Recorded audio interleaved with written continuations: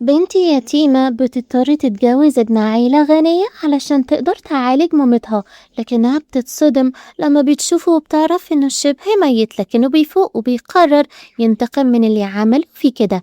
ودي قصتنا النهاردة، ولكن قبل ما نبدأ ياريت تشتركوا في القناة والشير لأصحابكم، ويلا بينا نشوف. بتبتدي قصتنا مع تشن، بنت فقيرة باباها استغلها وجوزها لابن عيلة غنية وفهمها انهم هيدفعوا مهر كتير، وبالمهر ده تقدر تعالج مامتها.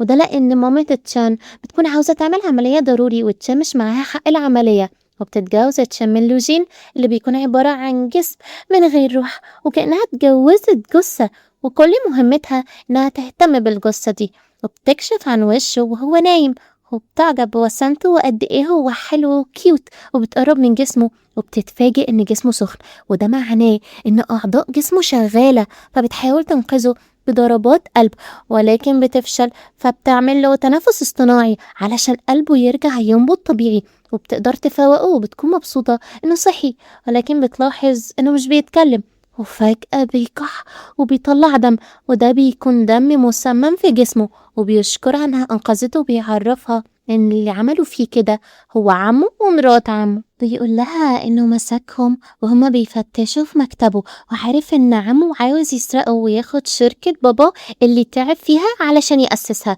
وكان عاوز يضحك عليه بكلمتين وانه لسه شاب يعيش حياته وهو هيدير امور الشركة، لكنه كان عارف حقيقته وانه طمعان في شركة بابا، وهدده بانه هيبلغ الشرطة، ولكن فجأة هجم عليه عمه وخنقه، وكان بيحاول يموته ولكنه قاومه ورماه بعيد عنه. وفجأة مرات عمه طلعت بخاخ مسمم ورشته عليه، ووقع من طوله على الأرض وافتكروه إنه ميت، وبتكون مرات عمه خايفة من اللي حصل، لكن عمه عرفها إنهم هيدفنوه من غير ما حد يحس بيهم، وخدوه للغابة علشان يدفنوه، ولكن كان هناك راجل موجود وشافهم وهما بيحفروا في الأرض وفي جثة مرمية جنبهم، فصور اللي حصل وطلع لهم وهددهم بالفيديو مقابل المال، والشخص ده يبقى أبو تشن، وبيعرفها كمان انه رغم انه كان غايب عن الوعي لكنه كان حاسس وسامع عليه حواليه، وبتتصدم تشن من اللي سمعته، وان باباها باعها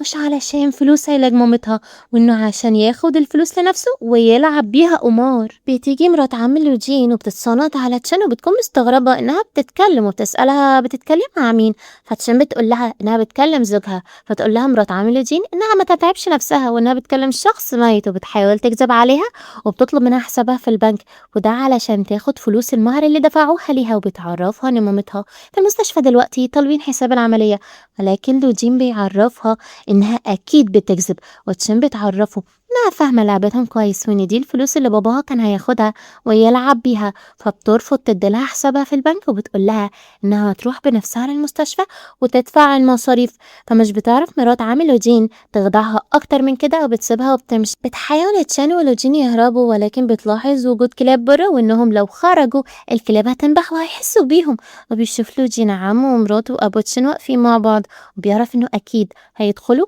ويشوفوا ان كانت تشان فعلا بتتكلم مع لوجين وكأنه جثة، ولا فاقوا بيخدعوهم وبيفكروا في خطة. في الوقت ده بتعرف مرات عم لوجين زوجها وابو تشان انها سمعت صوت حد مع تشان، وان ممكن يكون لوجين فاق، فبيعرفها زوجها ان لو ما نفعتش المرة اللي فاتت انهم يتخلصوا من لوجين هيعملوها دلوقتي، وبيقرر ان يدخل يخلص عليهم هما الاتنين.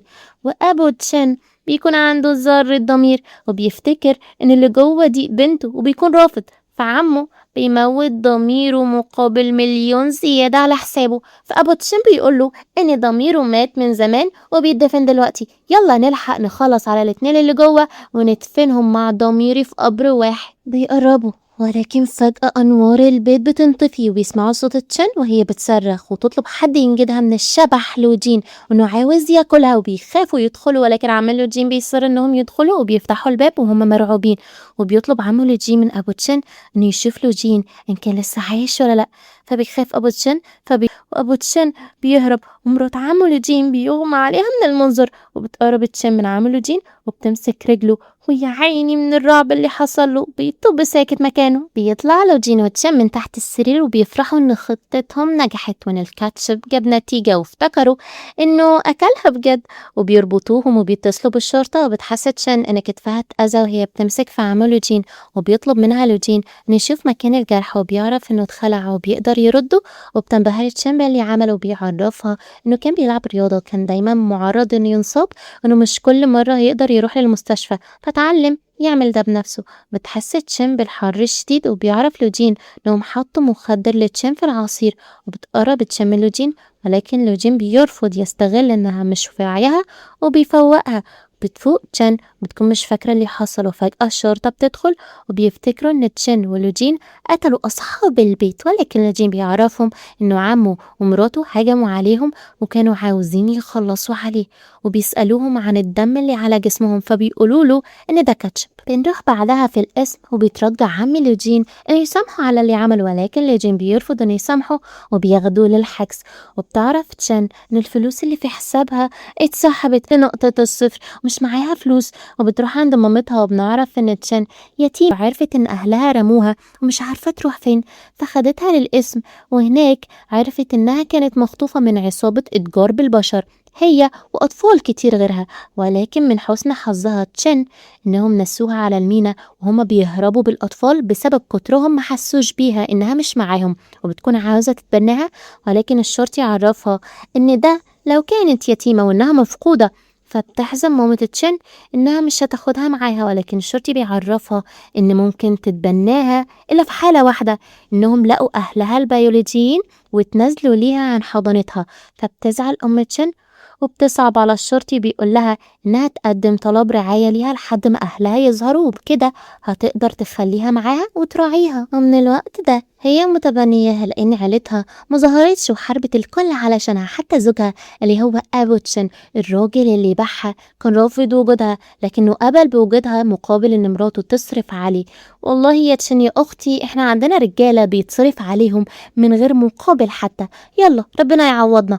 وبتيجي رسالة لتشن من باباها وبيطلب منها انها تيجي لفندق معين، وده لو عاوزة تاخد فلوس تعالج بيها مامتها. وبتحاول تشن تكلمه ولكن تليفونه بيكون مغلق، فبتضطر تروح وبيكون الفندق مهجور وفي مكان بيحبها لجوه وبيتهجم عليها. هي مش بتكون شايفة مين ده، ولكن بتتفاجئ انه باباها. بيكون متعصب عليها لأن صورته انتشرت في الأخبار كلها والشرطة بتدور عليه، وبيقول لها هي أصلا ما بلغتش.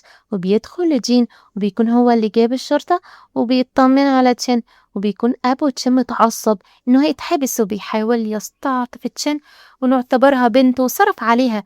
ولكن بتقوله انت هتكذب، ده انت شرطك الوحيد ان ماما تتبناني انك ما تشتغلش، وانت لسه قايل ده بعضمة لسانك. وبياخدوه الشرطة. بيطمن لوجين على تشان وبياخدها للمستشفى، وبتعرف تشان ان لوجين عرف مكانها لانه طلب من شرطي زميله انه يخلي عليها حراسة، وده لانه حس انها في خطر طول ما باباها كان لسه برا. وبتشكره تشان على اللي عمله وانه لولاه كان زمانها جثة مرمية بغرفة في فندق مهجور محدش هيعرف مكانها. وبتجيلها ممرضة وبتطلب منها توقع على أوراق موافقة العملية بتاعت مامتها، وتكون مستغرب من العملية تتعمل وإنها ما دفعتش مصاريف العملية. فبتعرفها الممرضة إن المصاريف اتدفعت وإنه خلاص، وبتكون دماغ لوجين في حتة تانية. فبتسكن تشين وبيقرب منها، ولكن بتدخل عليهم الممرضة فبتتخض تشين وبتزقه فبيتخبط في ظهره. وبتيجي الممرضة وبتطلب توقيعها تاني وبتسأل لوجين لو كان كويس لأنه ماسك ظهره، فبيقول لها إنه تمام تمام مفيهوش حاجة، وبتسيبهم وبتمشي. فبتعتذر تشين لوجين إنها زقته وبيقول لها مش مهم، تعالي بقى نكمل اللي كنا بنعمله. بتروح تشين بعدها تطمن على مامتها بعد ما خرجت من العملية، وبيجي لوجين ويطمنها إنها تكون كويسة وبيعرفها إنه هيمشي علشان وراه شغل.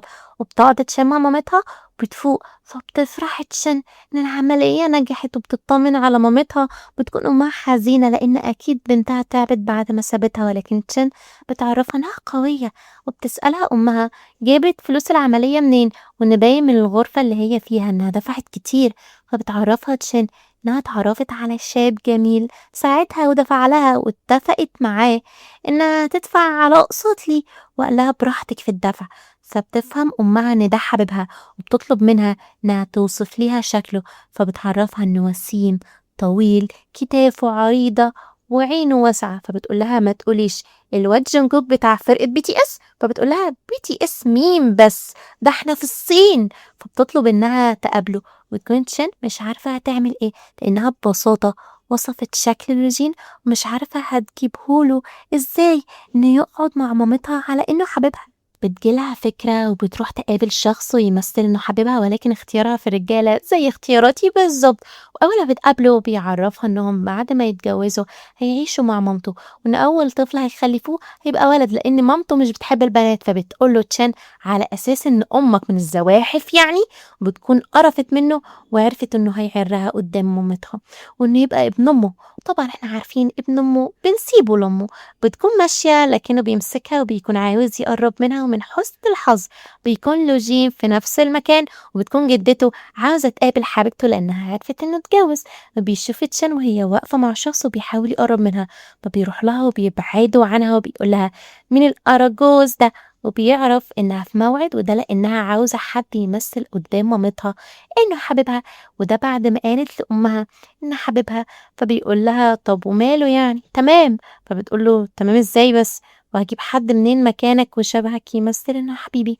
فبيعرف هنا لوجين إنه مضطر يشتغل على ذكاء أولاده في المستقبل. بيروح معاها لمامتها، ولكن قبل ما بيروح بياخدها وبيتجوزها، وبتكون مصدومة إنهم عملوا كده وإنه خلاص بقى زوجها. وبيروحوا يحضر لها لوجين شوربة وبيكون هياكلها، ولكن بتكون محرجة.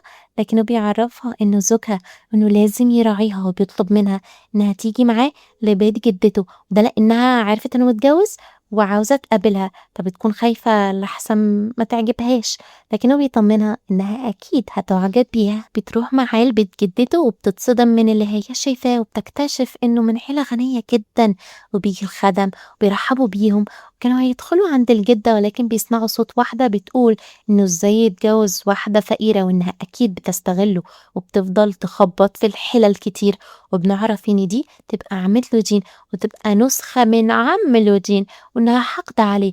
وبيدخل لجين وتشين للجدة، وبيوقف عمته عند حدها وبيقول لها بقول ايه يا ست يا حربوقة، انتي ملكيش دعوة نهائي بمراتي، وانها من هنا ورايح يا بقت ست البيت اما انتي فتركني بعيد. فبتتعصب عمته ان في واحدة هتبقى مكانها المفضل للعيلة، وبتسيبهم وتديها وبشخصيتها من اول ما تقابله.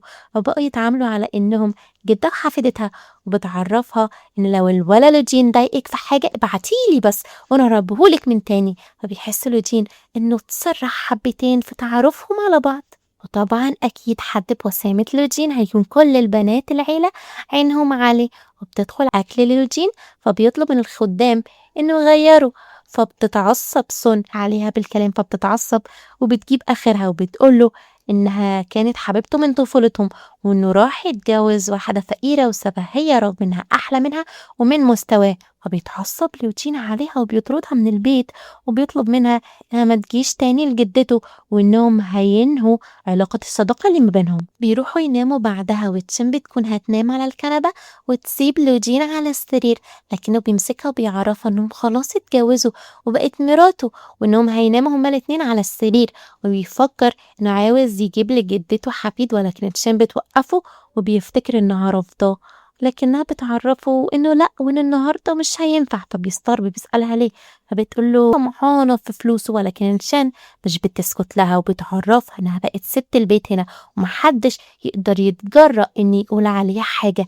وبيجي لجين ويأكد كلامها ويقول للعمة إنه تعب منها، وبينده على الحرس وبياخدوها وبيكون هيوديها بيت تاني بعيد عنهم.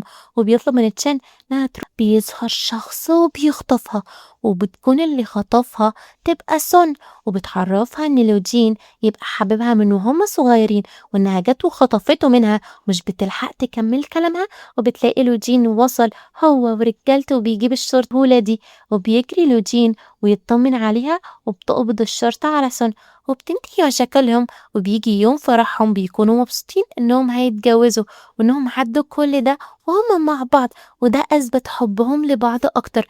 وبيتجوز لوجين مانيتشن وبيكون الكل فرحان بزواجهم. وبس هنا بتنتهي قصتنا. ما تنسوش اللايك والاشتراك في القناة وشير لأصحابكم. باي يا أمارات.